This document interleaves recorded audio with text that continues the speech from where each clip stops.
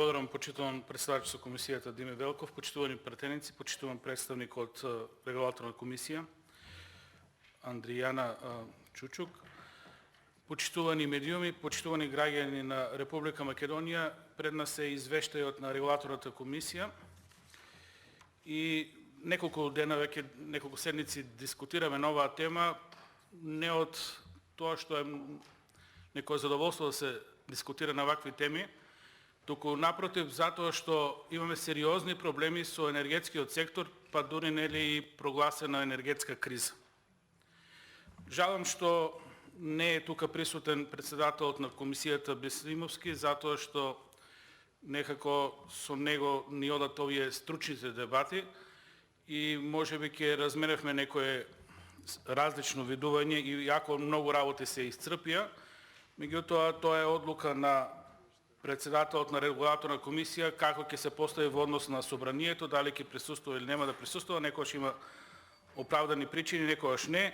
Меѓутоа еднаш веќе ја одложивме оваа седница, тоа беше на 23 март, за да ја закажеме денес, меѓутоа повторно очигледно не можел да почитуваниот господин најде време за пратениците и да одговори на некои прашања. Добро е што имаме представник, во секој случај нели тоа е процедура. Жал ми е што констатиравме дека и регулаторната комисија ќе биде уште еден загубар во Република Македонија. И добро е што имате нели вака расположение, задоволство да разговараме за извештајот за работата за регулаторна комисија. Меѓутоа јас не гледам некоја причина за посебно задоволство, затоа што енергетскиот сектор во моментот ни е во колапс, а загубите кои ги трпи државата во однос на енергетскиот сектор се страшни и алармантни, така да може и повеќе треба со загриженост да следиме што сте сработили или што ќе сработите во иднина. Ова го констатирам од проста причина што се надевавме дека некаде март, април, мај ќе заврши енергетската криза, ќе се стабилизират цените со струјата, со енергенсите, меѓутоа видовме дека со развојот на геополитичките односи во светот, таа енергетска криза текенос ќе се продлабочува, така да тоа што го дискутирав на една комисија, веќе можеме слободно да го кажеме дека поради нашата неажурност и запоставување на енергетскиот сектор, со сигурност во 2022 година кризата најмалку ќе не кошта 1 милијарда евра. Тоа што државата и регулаторната комисија сакат да го постигнат и да потенцират дека кризата ја досега менаџират со 200 милиона евра, сега ќе имаме и ребаланс, сигурно ќе одат и нови средства, затоа што реков кризата ќе се продлабочува и ќе продолжи. Меѓутоа успешно се заткрива еден момент дека ова се пари само за одржување на системот, односно да се обезбеди каква таква енергија за домаќинството. Што се однесува до фирмите, до локалната самоуправа, до многу субјекти кои набуваат струја на слободниот пазар, тука едноставно се оставени на милост и немилост, на дивењето на берзите, на тоа што значи енергетски сектор и слободно можете и да продолжите да ги игнорирате и фирмите, и општините, и другите субјекти, меѓутоа тоа е загуба за државата.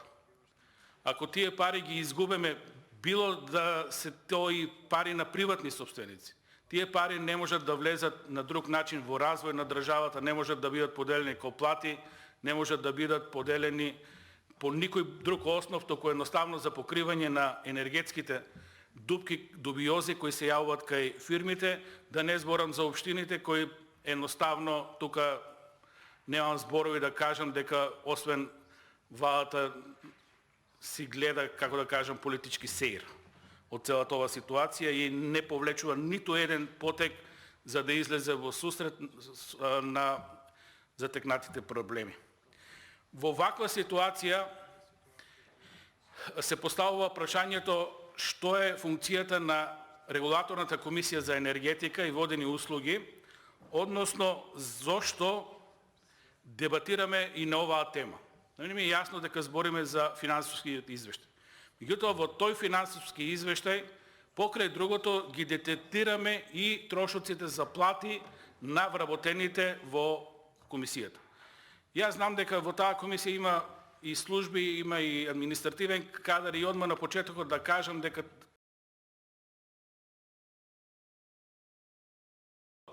раководството на комисијата ниту оддалеку не си ги заслужува големите плати, затоа што не понуди никакво одговор, никакво решение на настанатите состојби.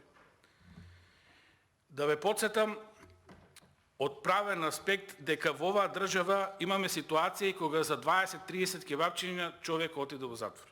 Имаме ситуација кога за 1 метар кубен дрво на човек му е одземена тракторска приколица и трактор. Имаме ситуација кога за лажно прикажан сертификат е затворен брзо, гледавме по медиумите, угостителски објект. Сега кога имаме ситуација кога некој произведува загуби од милиарда за државата, ние треба да молчиме. И треба да кажеме дека добри се работите и со задоволство ќе дискутираме. Ви се молам. Премногу е сложена состојбата со енергетскиот сектор за вака да се однесуваме со истата. Што се однесува до извештајот, тука има многу интересни ставки. Не како ставки, туку начинот на кој ги вие менаџирате работите. Една од ставките во извештајот е трошоци за енергија. 2021 година 1 милион 50.000 денари, 2022 година 1 милион 400.000 денара, зголемување 33%. Сега тука, јас колку што знам, регулаторната комисија се снабдува на слободниот пазар. На слободниот пазар струјата е повисока за 4 до 10 пати, не за 33%. Како мислите со 33% да набавите струја на слободниот пазар? Го знам одговорот, го слушнав од председателот на комисијата Бесимовски, дека ќе набавите од домашните производители струја која е нешто повисока во однос на таа што е за гарантирани за универзалниот снабдувач. Значи, тоа се зборови на Бесимовски. Треба да ги погледнете стенограмите, не сте били присутни на таа комисија, почитувани господа. Сега прашањето е, ако регулаторната комисија набави струја за 33% повисока, зошто тоа не може да го направат општините? Зошто тоа не може да го направи стопанството во Република Македонија? Или веќе, ако не е тоа од домашните снабдувачи, затоа што реагирате и се подсмевате, кажејте и на македонското стопанство каде да најде струја повисока за 33% од ланската. Направете нешто добро за стопанството. Како и сакате да ја поставите тезата, е невозможно да најдете струја 33% поголема од ланската на слободен пазар. Или не знаете да пресметувате, или не знаете што пишете, или ќе најдете струја од домашните производители зголемена за трошоците кои се дополнителни за набавка на јаглен, нафта и така натаму и така натаму. Ако е струјата од домашни производители, зошто тоа не се однесува и за општините? Зошто тоа не се однесува и за стопанството? Значи, едноставно имаме ситуација не за парите, туку како сте пресметале и како ова ќе го спроведете во пракса. Многу интересно, ќе следиме со задоволство да констатираме што ќе се случува. Не мислев да го коментирам, меѓутоа едноставно ме испровоцира председателот на регулаторна комисија Бесимовски во една од претходните сесии на оваа седница, ставката 1.4.4, услуги за заедничко одржување на зграда, административна зграда и така натаму, 1.300.000 денара, 21.000 евра. Ние мислехме дека е преголема ставка и почитуваниот председател на комисијата ни објасни дека тоа е во суштина средства кои ги планираат сите сместени субјекти во зградата, затоа што таа нема управна дозвола за користење, употребна дозвола, пардон, и дека треба да се направат некои таму реконструкции. Повторно, јас нема да коментирам за парите. Меѓутоа, повторно ќе поставам уште едно прашање. Како сте сместени во зграда која нема употребна дозвола? Дали е тоа возможно согласно закон? Дали државен орган, без разлика од кое време сте таму сместени, како сте сместени, си дозволува да биде сместен во зграда во кој нема управна дозвола? Значи, ако не ја издава таа дозвола надлежните органи, никогаш таа зграда нема да биде во функција. Тогаш треба да се иселете од таа зграда. Не ми е јасно. Не знам како до крај функционираат правните закони, меѓутоа, кај мене е едноставно, како граѓанин, побудува интерес како едноставно се живеете во дива град. Односно функционирате са, пардон, малку послободен израз. Значи, многу е лесно вака паушално да дадете политички контекст на некои работи, меѓутоа не е свесен председателот на регулаторна комисија дека сам се мести во друга проблематика. Отправена сме како регулаторната комисија е сместена во зграда која нема употребна дозвола. Тоа треба да си го регулира владата. Или да ја даде на таа зграда употребна дозвола, или да ви исели од таму да ја струши зградата.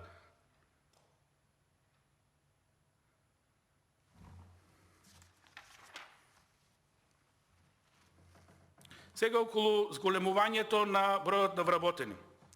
И така како се зголемува, точно се зголемуваат и надлежностите. 2018 22 вработени, 19 30, 20 година 40, ланската година 2021 46, 2022 година 49 плюс 5 и ни објасни председателот минус 3 во пензија.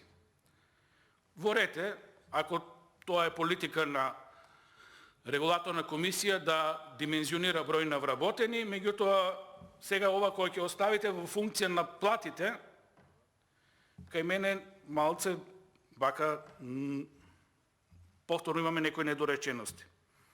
2021 година за плати имате издвоено фантастични 49 милиона 436.676 денари.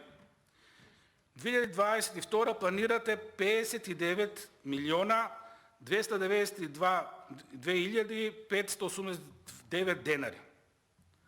Значи тоа е негде зголемување за 20%.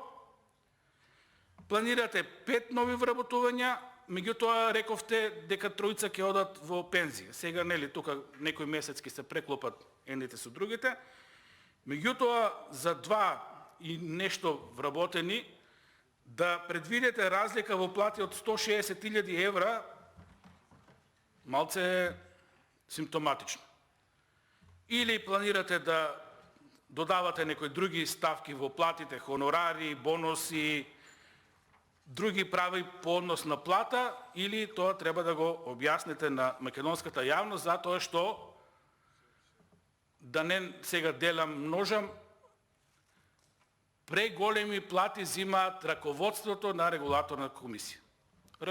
Работените си ги заработуваат платите во било која институција, тоа што ќе им го наредат ќе си го сработат, меѓутоа тие што раководат со комисијата, според мене не заслужуваат вакви големи плати. Покрај платите, бенефициите се дополнителни за шефовите, 80 евра за кафе на ден. Како и да ги поделиш, каде и да го земеш кафето, едноставно, не знам. Рековте дека добро не е за кафе, ајде барем да не се грижиме за здравието на вработените, дека тука се и репрезентациите. Меѓутоа, ворете, јас секогаш сум зборен на ова говорница. Да за големи плати, да за големи хонорари, да и за кафе и за репрезентации, меѓутоа да сработи некој нешто. Прашањето е што сработивте вие минатата година и што ќе сработите ова 2022 година. Ефектот од работењето, не само на регулаторна комисија, да бидеме до крај честни, фер и искрени, туку и на енергетскиот сектор и на Министерство за економија како надлежно министерство од оваа област и генерално на владата е енергетска криза и загуба минимум 1 милиарда евра за државата. За мене државата се и буџетот, и фирмите, и општините, и сите останати субјекти. Сега,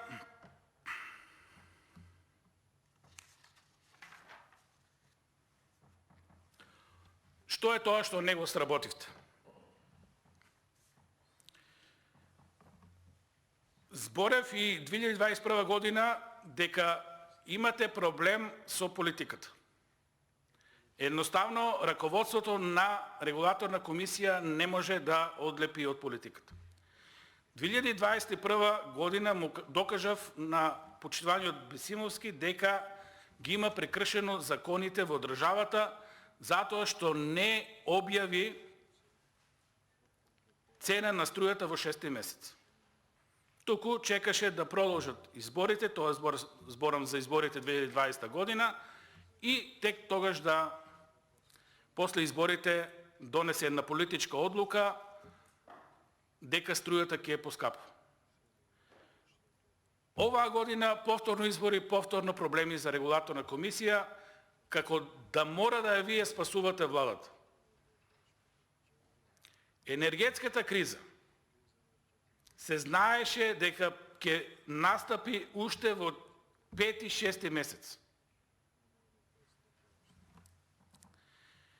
Сите релевантни институции извештаи покажуваа дека после ковидот цената на струјата и на енергенците достигнаа минимум и дека се опоравува стопанството и цените ќе растат до плафон. Кина абсолвираше и порача многу голема енергија, Индија во развој и така натаму, европското стопанство живна. Тие текови беа сосема јасни дека немува слободна струја на пазарот и дека час поскоро паметните држави, паметните регулаторни комисии во другите држави реагираа и потрчаа да резервираат енергија.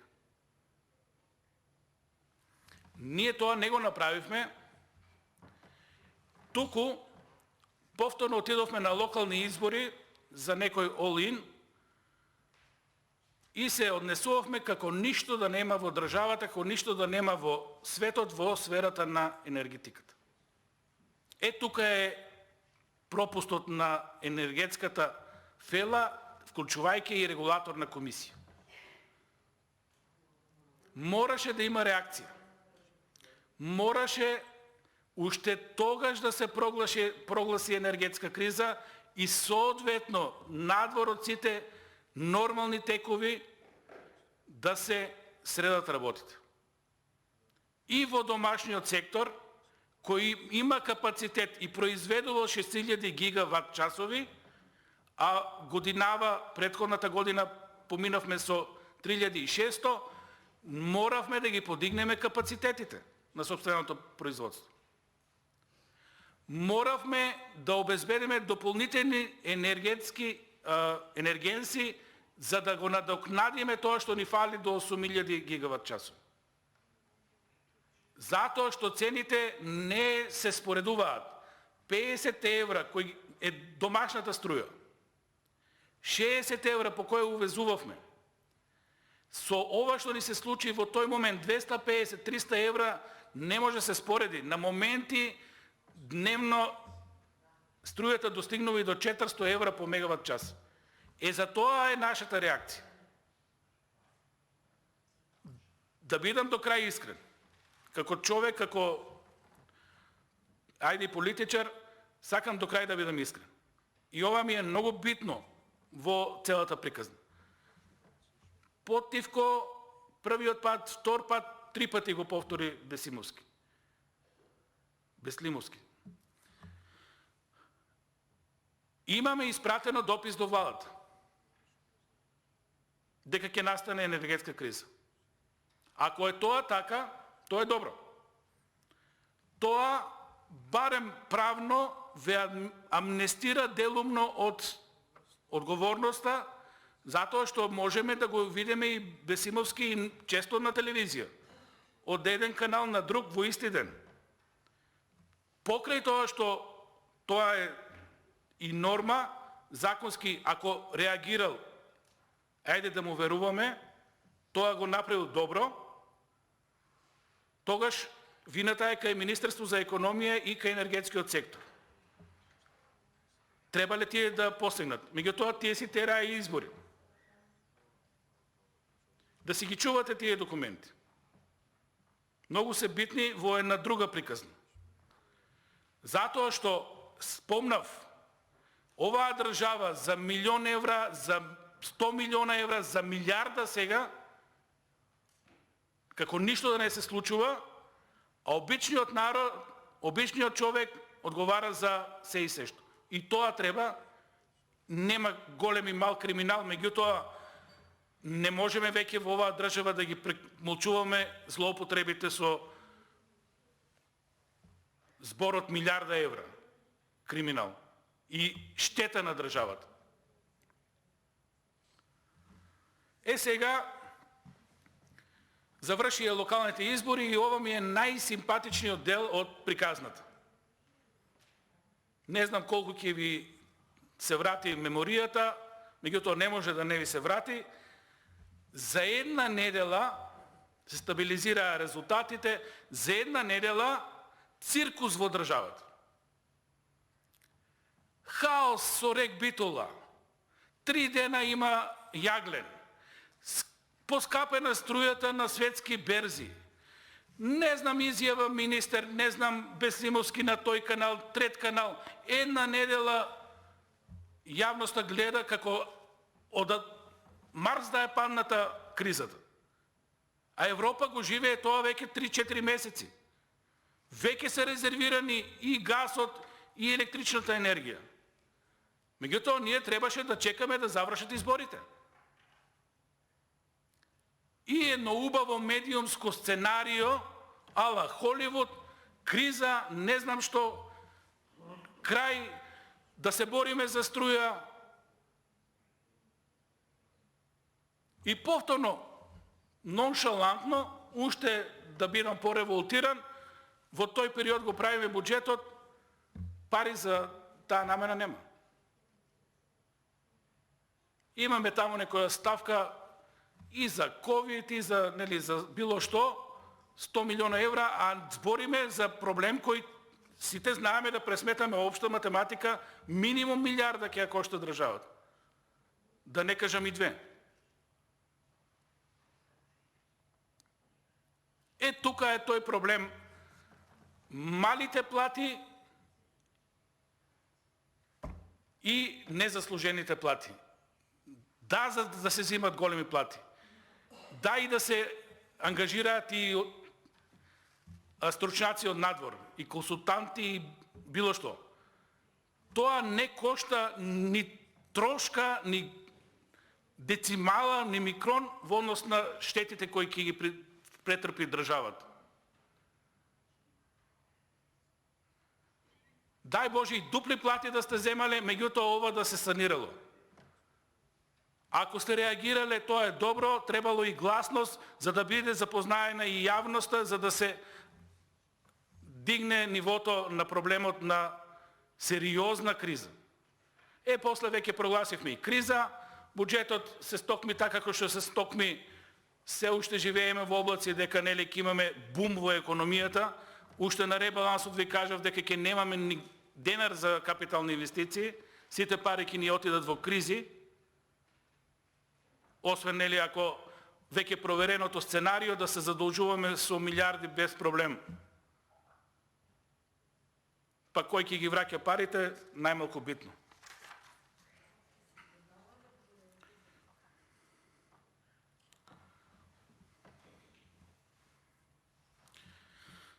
Уште една работа.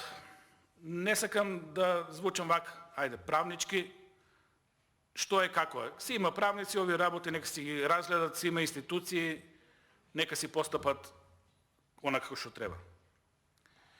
Од ваш аспект, затоа ги взимате тие плати. Имате список, имате закон за енергетика, имате список надлежности на регулаторна комисија. Имате два силни инструмента со кои влијаете страшно на енергетскиот пазар. Вие сте тој условно мал джин со 50 навработени, што може да направи било што во енергетиката. Прва надлежност е да диктирате цената на струјата и на останатите енергенци, сега и на водените услуги. Втора надлежност, давате, но и одземате лиценци. И овде работите не ви стоят добро. Коригирајте ме ако сум грешка, со сигурност знам оти немате одземено ниту една лиценца, а не знам дали имате издадено ниту една опомена на било кој субјект, ниту една лиценца, а не знам дали имате издадено ниту една опомена на било кој субјект кој не си ја заврши работата во целата приказна. И државни, и приватни, и домашни, и странски. Значи, моравте по службена должност, без разлика што прогласивме кризна состојба, вие пратете допис. Ако треба тоа условно одземање на лиценција, ако треба тоа опомена, не знам правнички како се решава. Во криза може и тоа да се изведе на било каков начин, затоа што одлуките имаат на влада извршна функција. Се можете да направите. Не ви треба ни собрание, едноставно решавате криза. Меѓутоа, ние како обични граѓани, јас како пратеник, ние како опозиција гледаме дека нема по криза. Нема одземено ниту една лиценца. Нема ниту една опомена. Значи се е нормално. Само што оваа нормалност ќе ја кошта државата милиарди евра пари.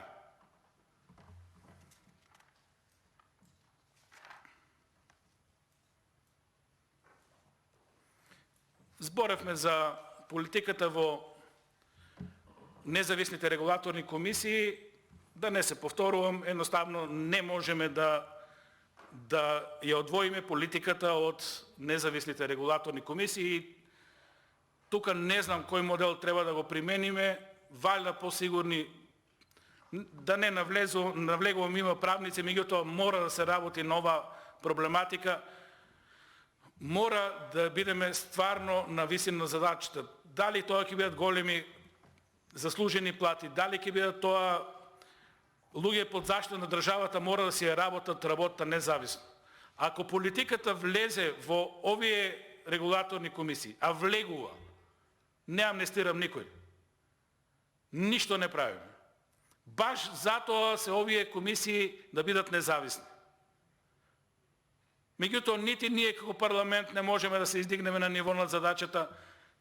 Знам дека е тешко да се најде моментот да избереш на вистина независен човек, меѓутоа, час поскоро мораме овие работи да ги решиме, затоа што колку вреди еден труд, колку вреди едно барање на решение, ако штетите се милионски, да не речеме и со милиарди, а ќе бидат со милиарди. Зборев многу, ќе ви го кажам уште еден момент, доколку планирате нешто да подобрите во целата проблематика. Визави политиката. Проблемот во енергетскиот сектор настана со неконтролираното вработување на било каков кадар во енергетските компании под државна капа. Вториот проблем настана со тоа што мислевме дека ќе го задоволиме домашното стопанство и домашните проблеми со увоз на струја.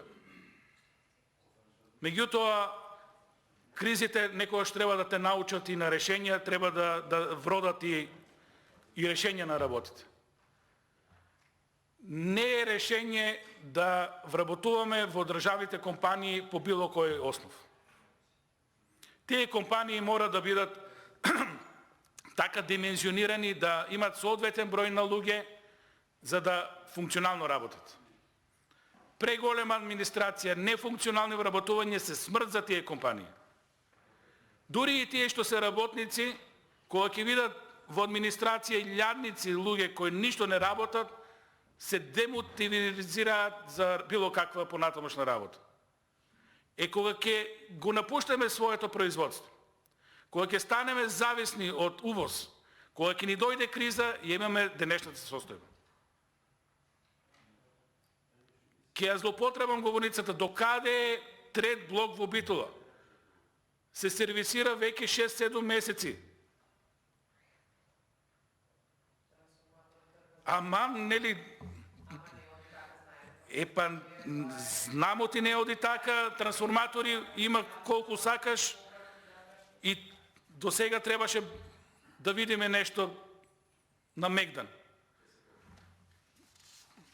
Се ќе се поправи, само ние како политичари, како луѓе кои сме одговорни за ова работа, како да не си завршуваме работата за која сме тука и за која сме платени. Не помага ова што се прави сега, иако тоа беше неопходно, да се гаснат пожари, да се набавува енергија, да се набавува јаглен, нафта по висока цена. Тоа е само гаснење на пожари. Многу ми смета во државата, уште еден момент, да не во третвам имам за зборење, меѓутоа повеќе ми беа работите да се соочиме со Бесимовски, никој во државата не понудува решение на проблемот. Проблемот ќе трае и оваа цела година, можно да трае и до година. Мораме да седнеме и да најдеме решение. Стратегии се прават, стратегиите не се проведуваат. Ние по таа тековна стратегија, што добро ја знае и Диме и останатите кои ја имате читано, треба годишно да вложуваме 800 до 900 милиона евра во енергетика. Ние вложуваме 0.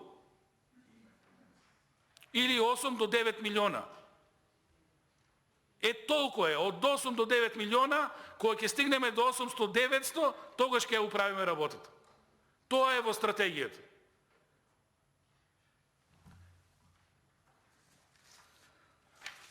Почитувани, имаме сериозна обврска.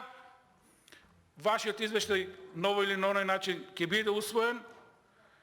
Продолжете со работа, меѓутоа тие работи што ви ги нотирав, сватејте ги добронамерно, сватејте ги како момент на потенцирање на некои сегменти каде што треба да обрнеме внимание, особено на тоа што го реков на крајот. Не решение на кризата, туку решение на енергетскиот сектор.